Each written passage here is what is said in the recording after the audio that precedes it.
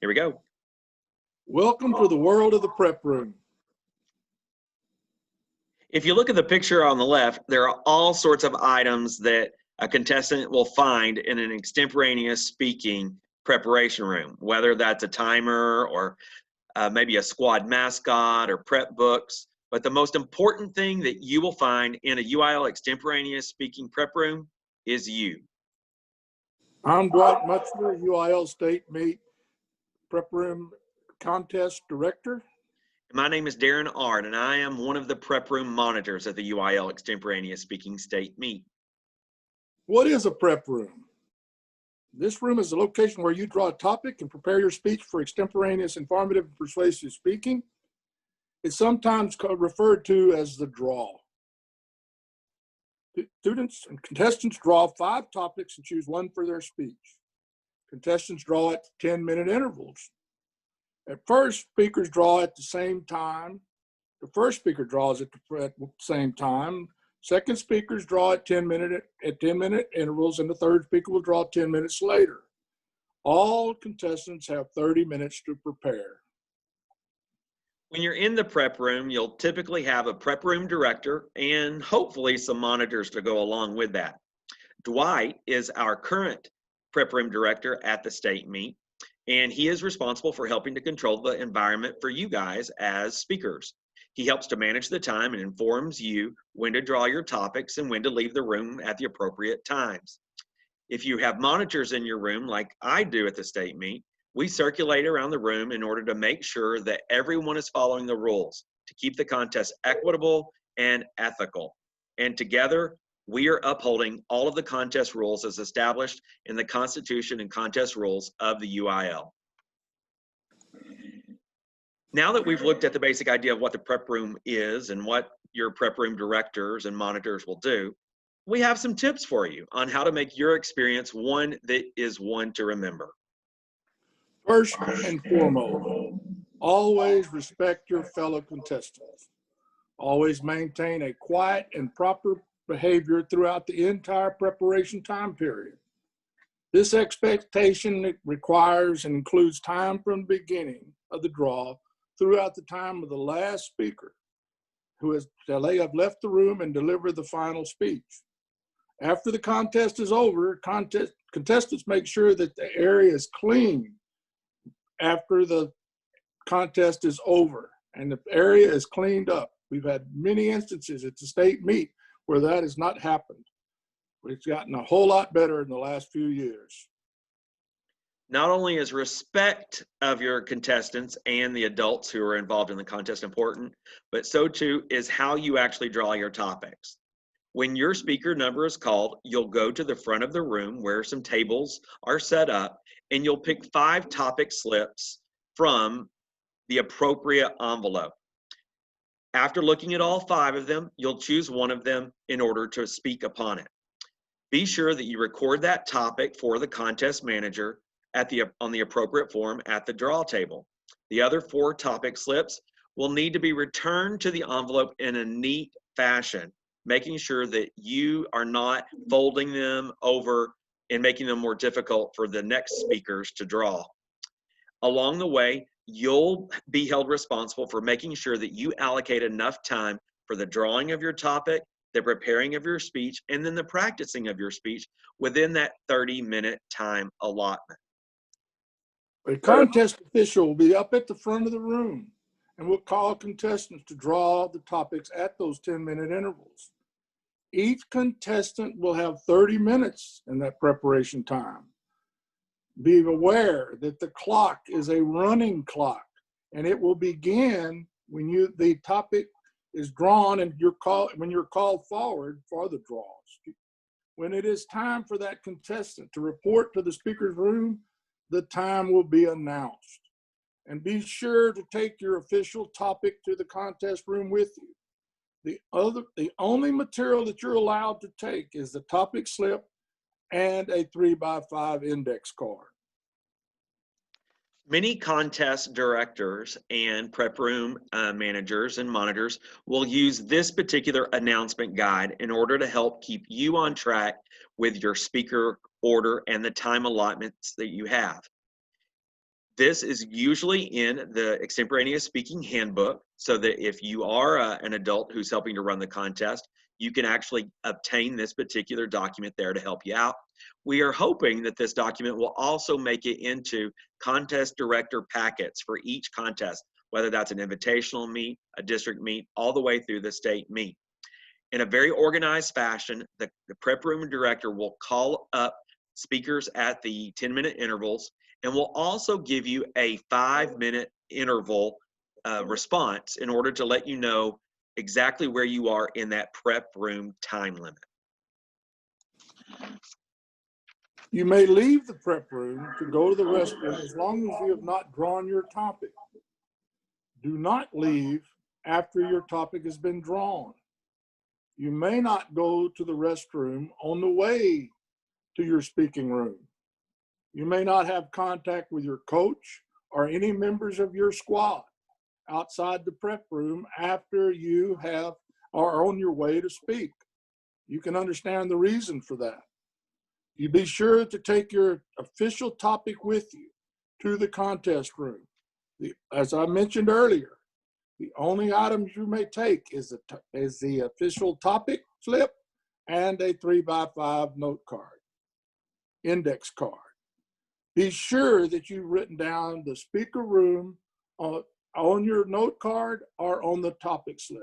We've had many instances where the student cannot find the room or forgot the room number, and in doing so, they lose valuable time and or not being able to find the room, lose time and effort trying to find this room, and in the meantime, some judge may get up and leave. This is imperative that you write that number down somewhere of that room. So now that we've looked at the basic way that a prep room is run and how you will allot your own time during that 30 minutes, we need to really turn our attention to the materials that you'll actually use, the resources that will be allowed for you to prepare your speech in the most ethical and effective ways. Please realize that all materials that you bring into an extemporaneous speaking prep room can be checked by room monitors in order to make sure that you are being an ethical speaker, and in order to keep the contest equitable for all contestants. I will mention those items that will be allowed in the extemp prep room, and you mostly will be aware of these, but we are going to list these very briefly. Magazines, newspapers, journals are allowed, such as Newsweek, Dallas Morning News, Wall Street Journal, Foreign Affairs. We may be highlighted in one color only and includes written citations, informations, and no added annotations, explanatory notes, or comments. And other published source materials, examples, reference books, atlases, books of quotations, published speeches. The examples of those public speeches would be State of the Union addresses or vital speeches. Also, other outlines materials, online materials, excuse me, examples would be printouts or published materials from computer online data services, but they must include the downloaded URL. Another outstanding website is the White House website. Index without annotation. Example, computer or handwritten list of subject titles, dates of magazines or folders, including in these files. Computers or other electronic devices as specified in the UIL ERD guidelines. Be aware that those are available to be looked at, which are allowed. We have a lot of tools that you're allowed to use in the prep room, but we also have quite a few unallowed extemp prep room materials that will get you disqualified rather quickly. The first one of which is the use of outlines. When you highlight your articles, make sure, even if they're digitally or printed out, make sure that you only use a single color to highlight within those articles. Anything that appears to be an outline, in the case of multicolored highlighted articles, any other outlines from previous speeches, debate briefs, any prepared notes that you've ever used on any topics whatsoever, those are not allowed in the prep room. Along the way, also prepared notes, old extemp speeches, even debate evidence handbooks. All of those are unallowed in the prep room. Along the way, any unpublished handwritten or typed material other than that allowed index. What we've seen a lot in the prep room is that where a student would just bring their notes from a regular history class just by accident into the prep room, but unfortunately, those notes could end up becoming material in an extemporaneous speaking presentation. So make sure that all of those handwritten or other type materials that don't have the URLs, make sure that those are totally out of your files. Also, your smartphones and now your smart watches, along with all other cell phones, must be removed from the preparation room. One final thing that you are not allowed to bring in the prep room is an index that would have an annotation to that. For example, you could definitely have an index that says that maybe climate change or global warming. But if you annotated an article by saying this is a great pro-con global warming article, you're out of your league there. You're not allowed to have that type of annotation upon your articles, whether they're printed off or digitally produced on your electronic retrieval devices. A couple of years ago, things got really complicated when we added electronic retrieval devices to the extemp prep room. And that's what we're going to talk about now. This is a really changed our whole processes a couple of years ago. And Darin will explain this very well, what we're dealing with now with our prep rooms across the state. Electronic retrieval devices include many of the following, but you have to be sure to follow the UIL rules if you are choosing to use electronic retrieval devices. These include computers such as your regular laptops, your tablets, your iPads. It could also be other netbook, smaller devices that you would use, any other portable electronic retrieval devices, the use of flash drives along with your computer laptops, and any other type of external hard drives. However, as we've said before, your cell phones, your smartphones, your smartwatches, those are not allowed in the prep room. Those are not considered to be an allowable electronic retrieval device. Computers that have wireless capabilities must also be disabled. And I promise you, as a prep room monitor, we go around at the beginning of the contest and throughout the contest, making sure that all students have that wireless capability disabled on their electronic retrieval device. It is your responsibility to disable that equipment. So please be sure that you know how to put it in that appropriate wireless mode before you bring that into the prep room. Wired connections, Ethernet or phone during the contest are not permitted. Computers or other electronic equipment may not be used to receive information from any sources. That could be a coach, that could be an assistant, anyone, inside or outside the prep room. Internet access, use of email, instant messaging, all of those things are not allowed. Any other means of receiving information, inside or outside the prep room, are not allowed. This statement does not, again, does not preclude time and devices. Also not allowed, or the next idea with electronic retrieval devices, is that you are allowed to use those devices for the purpose of retrieving stored files. However, you may not use your laptop or your iPad, etc., for outlining your speech. All of those ideas, all of those outlines that you are creating must be on some sort of paper. You may not use them to flow or to prepare your speech itself. The contestant shall not remove the electronic retrieval devices from the prep room until you have actually finished giving your speech. In fact, You have to wait until the last speaker in your room and in the prep room have already left in order to retrieve that computer device. If you have violated all of those provisions or any of those provisions on B through G above in the last 3 slides, unfortunately, that means that you shall be disqualified from the contest.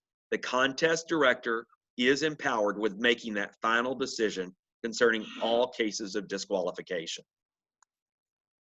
There are some electronic retrieval devices that you can see on H and I. Devices must be muted in the preparation room during the contest. We've had problems in the past with some contestants playing games during the contest. You can see it clearly says should not play. It does not say they're banned, but you can see where it would disrupt your contestants next to you. Although we're social distancing now, some of them have been played loud enough where it has really disturbed their competitors. Tournament officials may ask that contestant to turn off the device if it becomes distracting.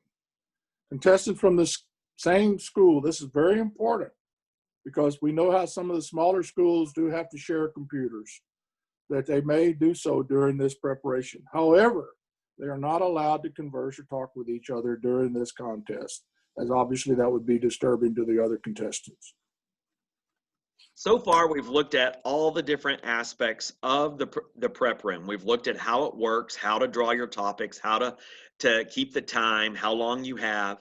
And we've now looked at all the different materials and the various rules that you must follow as far as your resources are concerned. So Dwight and I would like to share with you some common myths that students and speakers might have concerning the prep room. And many of these were pulled straight from the UIL Extemporaneous Speaking Handbook that is available for free on the UIL website. These are some of the things that we have experienced in the prep room and we've had to deal with in the prep room. Prep room myth number 1. Myth: speakers may plug their devices in while the prep room in the prep room as long as it has not begun. That is absolutely false. Charging must take place outside the prep room. This rule says very clearly, power plugs or outlets may not be used in the prep room at any time. That means once you're in that prep room, you may not plug your device in. No host site can be expected to do so. Okay, we look at the situation very clearly. If 1 or 2 can do it, they all want to do it. There's no exceptions, period. Where no one will be allowed to plug in their device once we're in that prep room. Very clearly spoken and written. Yes, prep room myth number 2. You can use your cell phone in order to keep your time during the prep time, as long as your cell phone is in airplane mode. Totally false. Coaches, you should remind your speakers to leave their cell phones outside the prep room. In fact, I'd advise you to take them from them before you leave them in the prep room. So while the UIL has ruled that cell phones in airplane mode can be used for timing debate events, this does not apply to extemporaneous speaking. The rule specifically states cell phones or smartphones or smartwatches are not allowed during the contest. The prep room staff will read a statement at the beginning of the contest reminding you that cell phones are not allowed. But it is the coach's responsibility to ensure that your speakers know and follow this rule. It would definitely make a hardship on us as monitors to try to make sure that all cell phones are on airplane mode. There's just no way that you could do it. So if we find that phone in the prep room, you get disqualified. Another myth that's come into play in the past: speakers may prepare speeches in an app on their computers. Notes must be on paper. The rule very clearly states contestants may utilize allowable devices for the purpose of accessing stored files, but shall not use them to outline the speech. it would stand to reason that would be impossible for monitors to decide if they were preparing a speech on the computer, whether one had already been there before, or are they preparing it while the contest is going on. So obviously that's not going to be allowed. So obviously you can see that this is not going to take place. It's impossible to monitor, and you can see the sanction is clearly a disqualification. Prep room myth number 4. Speakers can't take anything with them to the draw table. That's false. You can actually take something with you to the draw table. Some of you may have created an index of potential files. And while it is officially legal for you to be able to take that list, it's probably not advisable because of the time that you're going to be taking looking over your index file. The rule officially states, typed or handwritten materials may not be taken into the prep room except in the form of an index file which has been prepared by the student for the sole purpose of convenience in finding references to specific topics. However, because that clock is a 30-minute running clock, you're going to waste time if you're sitting there at that draw table trying to figure out if you have files back in your computer or not. So we wouldn't advise you to take that to the prep room, draw table. Number 5, speakers can't be disqualified for having outlines from old speeches. Duh. How many of these we gone through? The rules clearly say materials not allowed in the prep room. Outlines, what's clearly written. Examples, multicolored highlighted items, that was mentioned before, could be interpreted as an outline. All of you have highlighters of all different colors, but you can only have it in one. Debate briefs, pre-outlined outlines of possible subjects, all of those are not allowed.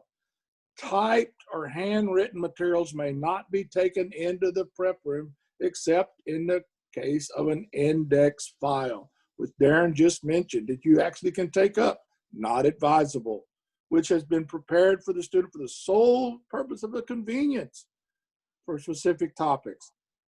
The rule would apply only to outline of old speakers, but also like class notes. We just went over that. Anything. Notice this last thing. 80% of the disqualifications are for these rules violations. 80%. And having been in this prep room situation for too many years to count, I can tell you it's a sad day to see a kid disqualified because of one of these things we just mentioned. And they get this far and disqualified because they found an old speech or an outline in their materials. Don't take a chance. Go through these materials before you go to any tournament. Not just wait till the state tournament of all places and get disqualified. And for those of you who are superstitious, at least change legal pads where you're flowing for your preparing your speech, because if you're just flipping that legal pad paper over and hoping that no one sees it, it's going to be seen. We go through those in the prep room. Or if you have a spiral notebook, please make sure that those are removed. We hate having to disqualify people in those cases. We know that you have a sentimental connection to those speeches. You've spent time and invested your life into these speeches, but don't let that become a huge risk factor for you should that be found during preparation. Prep room myth number 6, speakers can have debate materials on their computer they're using for EXTEMP. Sorry, but the rule says the presence of pre-written extemporaneous speeches, handbooks, briefs, or outlines on electronic retrieval devices during the debate is prohibited. If the contestant also uses the device for debate contests, debate materials, including those not limited to cases, briefs, outlines, and flows, must be stored on a separate electronic retrieval device that is disconnected and otherwise inaccessible and shall not be accessed during the extemporaneous speaking contest. In short, what that basically means is, if I were you, I would keep my debate material on a thumb drive or a flash drive that you could plug into the computer, because computers aren't necessarily everywhere, but keep that debate material on that removable device so that you can still use your computer for extemporaneous speaking. Just remember, you can't have any flows or briefs, whether written or electronic, in the extemporaneous speaking prep room. Number 7, this is not always a lucky number. Speakers may not take anything out of the prep room.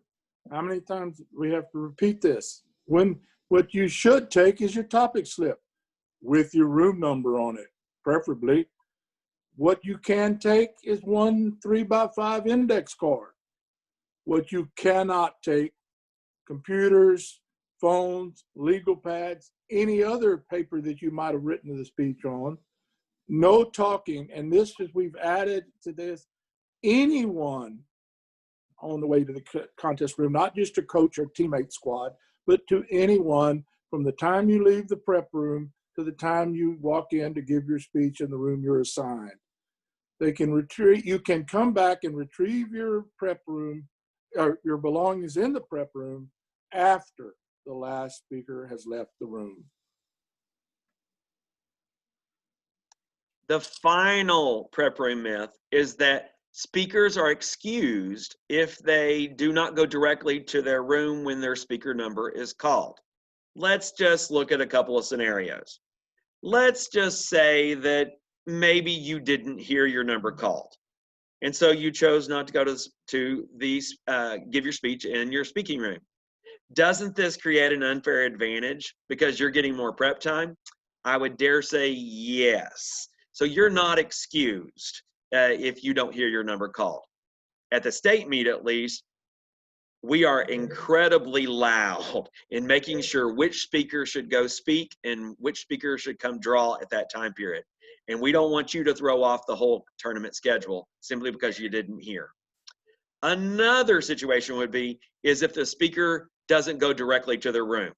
Well, we want you to be above reproach. You didn't go directly to your room, so what were you doing? Did you go talk to your coach in the bathroom at the time? There are just too many temptations that you're going to possibly experience in order to be unethical. So along the way, you have to also consider that maybe you are the last speaker in the room, and yet you're not going directly to the room. Maybe your judges could leave the room thinking that all the speakers had performed and you just didn't show. So in short, listen to the contest director, listen to the prep room directors and monitors every time that a speaker number is called, and then go directly to your contest room. Remember that the contest director has the final decision in this, and so if you miss out on the time and you don't go to the right room, disqualification is unfortunately the only option. Some of the things we'd like to close with are, number 1, practice prep room etiquette. Some of the things we went over. Always, first and foremost, respect your contestants, your fellow contestants. Check the rules and follow the guidelines. You'd be surprised how many times we have students at the state meet that have no idea of what's really going on with some of the things that they've gotten away with all year long that are not allowed. It should not have happened, but have end up happening at the state meet because they didn't follow the guidelines before they got there. And again, for the number 3 or 4 times that we've said this, monitor your materials. Darin and I would love to wish you good luck on a great extemporaneous speaking season. And I personally would like to see you all there at the state meet. It's an unbelievable experience, and you're the cream of the crop when you get there. So best of luck. Be sure to watch those materials and trust that if you get to the state meet, your files will be checked, and we're doing it in order to make this contest as fair as possible for all contestants. You spend a lot of time, and you are going to be our next leaders. So we want you to be able to speak ethically. We want you to be able to speak properly, and we want to make sure that you have the best experience possible in UIL extemporaneous speaking. Thank you for joining us today.